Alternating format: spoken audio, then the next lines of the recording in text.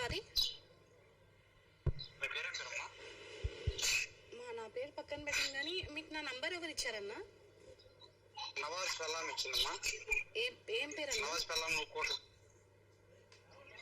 పేరు నసీమా. నసీమా ఇచ్చింది.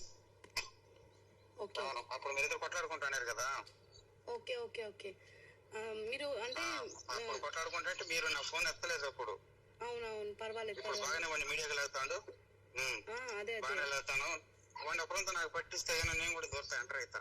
నేను రెడీ ఉన్నాను.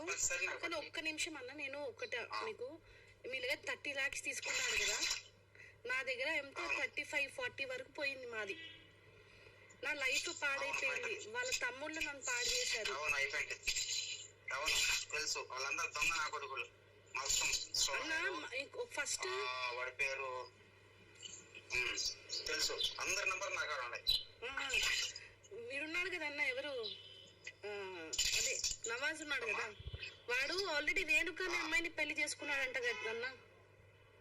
వాడు నిన్ను చేసుకునేది 5వ దానివో 8వ దానివో, నువ్వు 3వ దాని కూడా మీడియా ముందు చెప్తున్నాడు. అది తప్పది. నువ్వు 5వ దానివో 8వ దానివో. నువ్వు నా నుంచి హెల్ప్ కావాలని నేను లైవ్ ఇస్తా. నేను కూడా రెడీగా ఉన్నాను.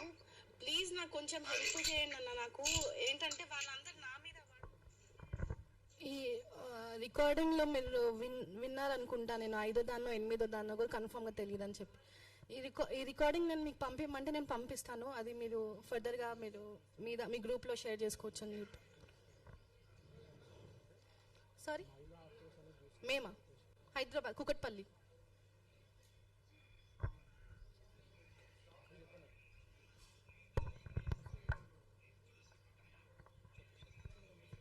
ఈ కేసు